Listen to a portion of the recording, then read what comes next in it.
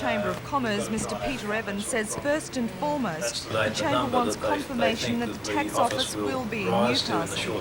But he says the obvious location would be the one that is most accessible to the largest number of people. I think the Chamber's happy for it to be built somewhere within an area where it's of convenience and with good access to the people who will use it, in particular the professional people. Would the central business district be the best place for it? Well, not necessarily. In some respects it would be, but if we're unable to have a purpose design building for the taxation office within the CBD area, then the Chamber would be happy for it to be, for instance, at Waratah Estate.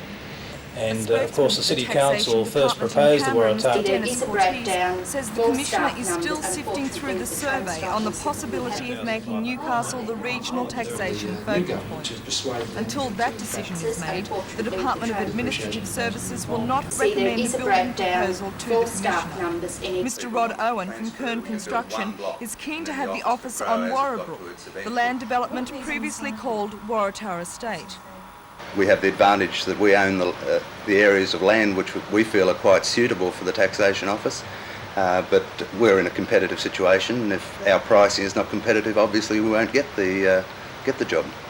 He says Kearns is seeking the advice of consultants to work out the specifications for a modern tax office the size of the one proposed for Newcastle. But it will take at least 8 weeks before a preliminary proposal is completed. The Deputy Tax Commissioner, Mr John Osborne, says that if the Commissioner does decide to establish a tax office here in Newcastle, then it would be preferable to be in the city centre, in a building such as the store. But he says the Tax Department is open to other proposals. Was that better?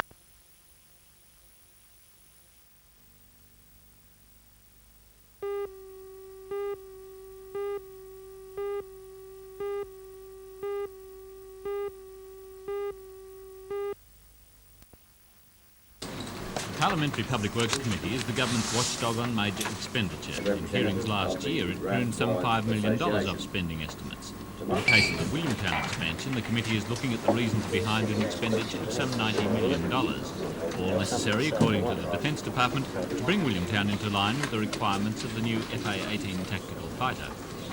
But in something of an extension of its usual role, perhaps a PR gesture, the committee will also hear objections from some resident groups.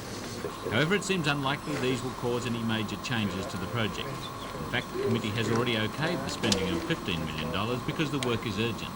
In the case of this project, which essentially is already gaining momentum, any recommendations the committee is likely to make going to be only minor ones? From my understanding and my experience of what's been happening up to date, and reading all the evidence that's, and submissions that have been put before us, and what's happened in the different areas of government, I think that things are going rather smoothly and will go rather smoothly as far as the whole hearing is concerned.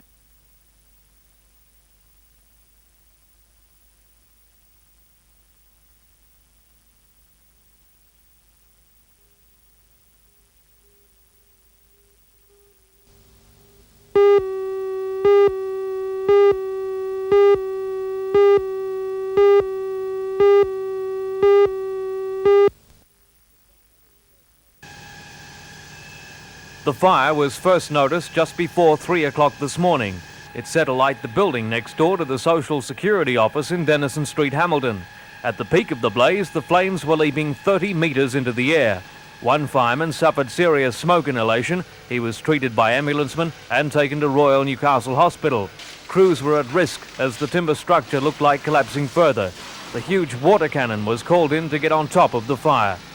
It's now just after 4 o'clock in the morning. The fire's been out of control for almost an hour, but now it looks as if the firemen are winning the battle. The downstairs area of this Denison Street factory was used by the Marlin Furniture Store to repair furniture.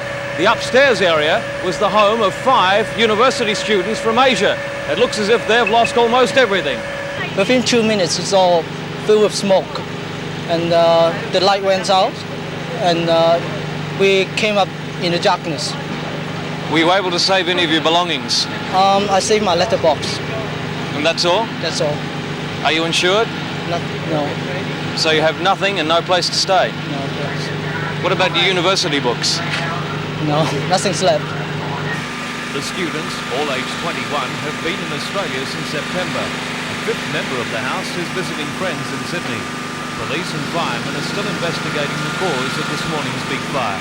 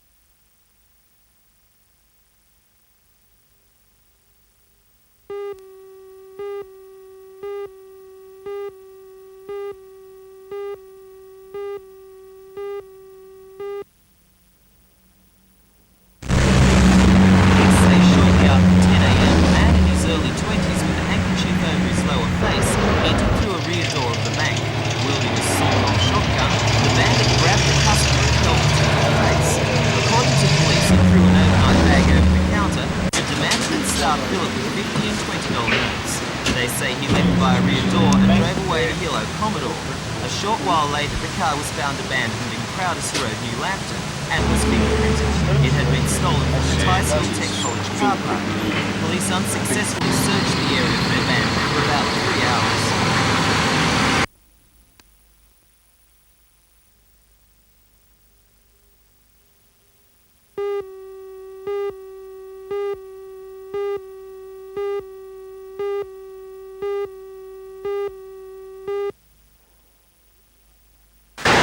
DPI House is a former fire station in Newcastle's East End. The association of living services rented by Newcastle Council, and in turn it's host to several including the Pensions Advisory Service, Pension Association, and the Newcastle East End. Can you see the brown roof below it? Yeah. Today there was a prime call for new accommodation.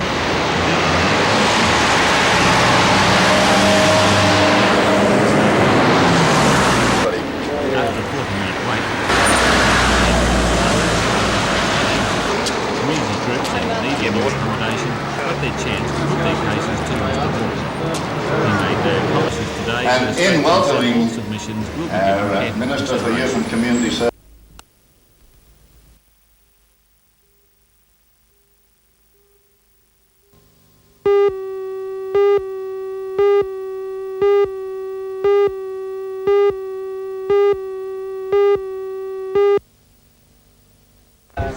Organised by the Cessnock Amateur Athletic Club, the King of the Mountain Race is now in its 17th year, and it's a real challenge for any runner. Those that are running in the 3K, would you please just go to the side? And right from the start, most crammed on plenty of pace, apparently making little allowance for a fearsome climb up Mount Bright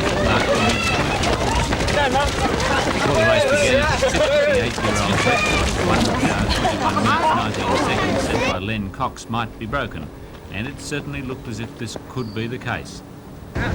Steve Manuel of Wyong raced away to a commanding lead early in the race. But that lead began to shorten as the runners began to climb. Eventually Steve managed to hold his lead from start to finish, coming in with a time of 1 hour 22 minutes 43 seconds. But just 1 second behind was Bruce Sanders. Third place and first in the over 40 section went to Steve Manuel's brother Paul, with a time of 1 hour 26 minutes 9 seconds.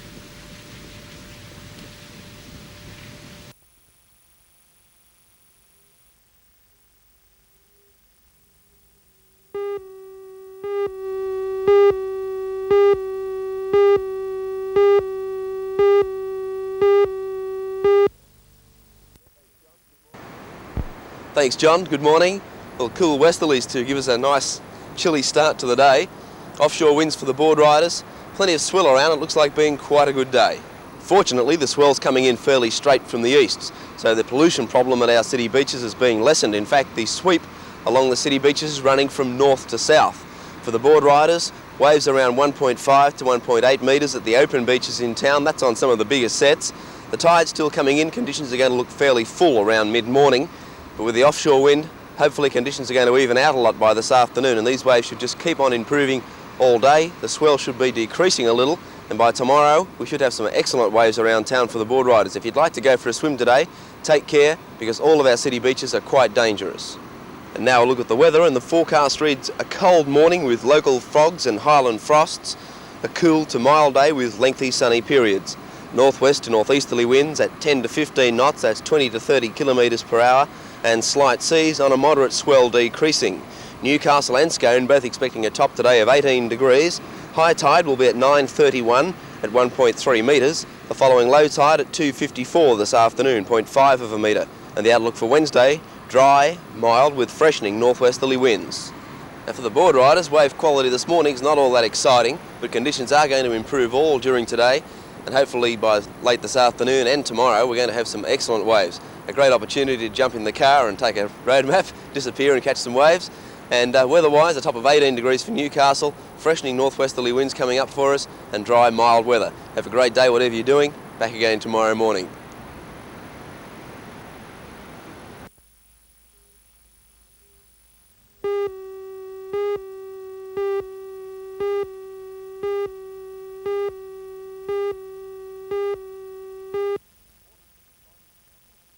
Waters is a fine example of a dedicated sportsman. The young welterweight takes it seriously and trains harder than most.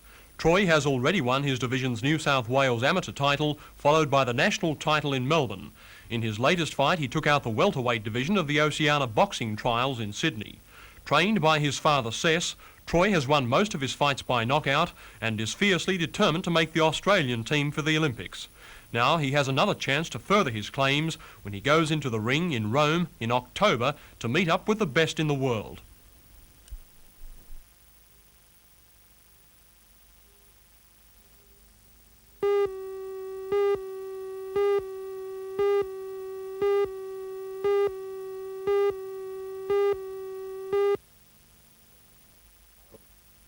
Dr. Patterson, how does the loans system increase the cost to consumers?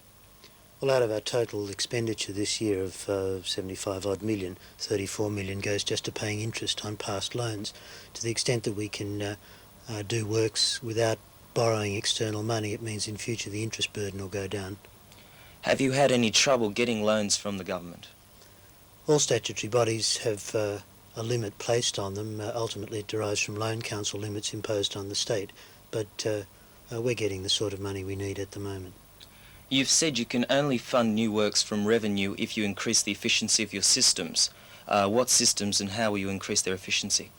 Well, it costs us about 40 odd million to run the water supply, sewerage and drainage system, and to the extent that we can reduce those costs, we can pass part of the benefit on to consumers through lower rates and use part of the surplus we generate to fund capital works.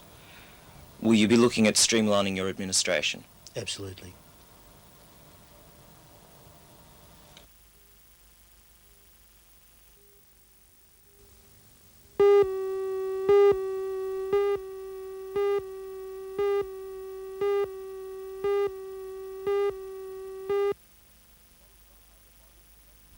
So far, the bodies of 87 victims of the floods and landslides have been recovered, but 29 others are still missing. The worst hit areas were Shimane and Yamaguchi prefectures in western Honshu.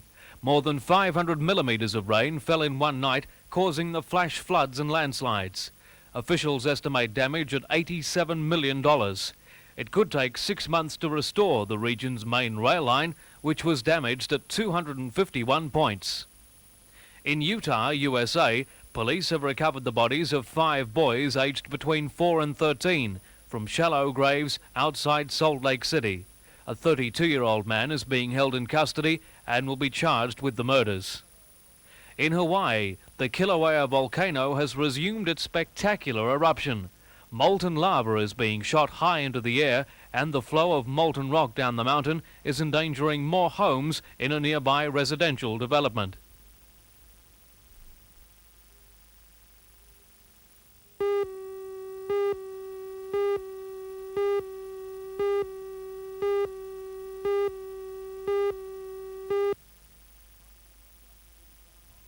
High on the Blackpool Tower, Carl Bartoni was strapped in a straitjacket, tied with rope and wrapped in blankets. after checking that his $1 million life insurance policy was paid up. Mr. Bartoni was suspended by a rope 100 metres above the ground. He escaped in seconds. Next time he hopes to perform the stunt hanging from the Eiffel Tower by a burning rope. Retired steelworker Nicholas George has a much easier way to make money. He collected the biggest ever lottery prize in the US, $8.8 million. He says his wife will now be able to give up her job as a waitress.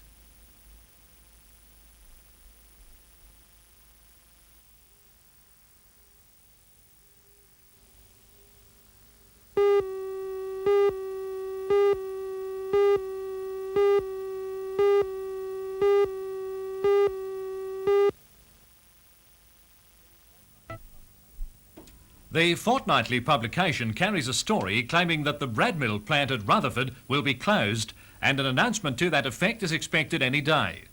If the magazine's prediction is true, then almost 600 people will lose their jobs, and the cumulative effect on the local economy would be disastrous. The Rutherford staff has been halved in the last 4 or 5 years because of the downturn caused by recession and fierce competition from imports. However, in contrast to the claims in Australian business, the chief executive of Bradmill, Mr. Rod Hartley, late this afternoon denied that a decision to close Rutherford had been made. Mr. Hartley said the company announced 2 or 3 months ago that there was severe overcapacity in its textile operations. However, he said no decision on which of any of the 7 Bradmill plants around the country would be sacrificed. Mr. Hartley was just as non-committal about the future of the 2 mills at Katara, which produce fine and coarse spinning yarn. The other Australian Bradmill plants are 1 each in Tasmania and South Australia and 2 in Victoria. Rumours circulating indicate that an announcement on the future of the Rutherford plant could come as early as Friday morning. This is backed up by the fact that their chief executive, Mr. Hartley, will be in the area then and has an appointment with local member Mr. Alan Walsh. Mr. Walsh himself is not confident of any future for Bradmill Rutherford. I've been aware that there have been difficulties with Bradmill for some months. Following rumours, if you like, or innuendo, I contacted the Premier's Department to see what I could find out. And it was only last week that I received the reply that things didn't look good.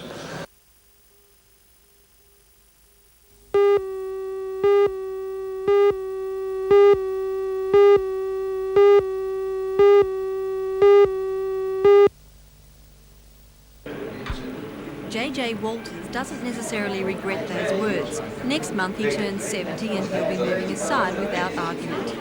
Last night, friends and hospital staff honoured him with a special dinner.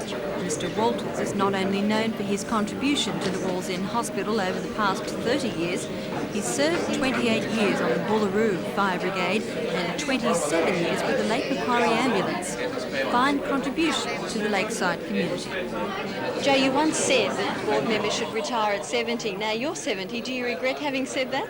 No, I honestly believe to give the younger generation with new ideas the chance of being on hospital boards and to assist the people the same as I've done and the aged people that's retired there.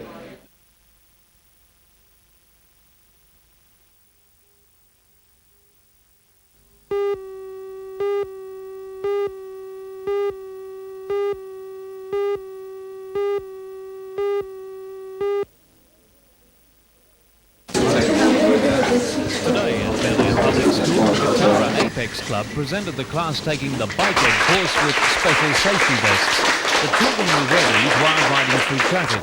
It's all part of the Newcastle Area Bike Plan, which is a pilot scheme for improving the safety of cyclists in New South Wales. The latest move is the appointment of Constable First Class Tony Champlin to the Police Bicycle Enforcement Trial for the Hunter region. His job is to let bike riders know that he's on patrol and will stop dangerous breaches of the law, such as riding at night without lights, riding on the wrong side of the road, or on the footpath in busy shopping centres. As a part of the scheme, Constable Champlin has the power to hand out cautionary bicycle offence reports, a copy of which will be sent home to parents if the offenders are of school age. In this way, the erring cyclist will receive instruction from police on the spot, and hopefully the message will be reinforced by parents at home. Constable Champlin says motorists driving in a manner dangerous to bike riders will also be cautioned or booked. Most of the cases indicate that it is the cyclist's fault due to some sort of silly act at the time, but on statistics, most of the accidents involving cycles are cyclists' fault. Do you feel the Bike Ed program will reduce this number of bad accidents? The Bike Ed program in schools is an excellent program. It does teach the children the correct methods of riding on the road, and it does seem to be working in the schools it has been introduced to. And the enforcement program that we're introducing just wraps it all up and keeps them in line virtually.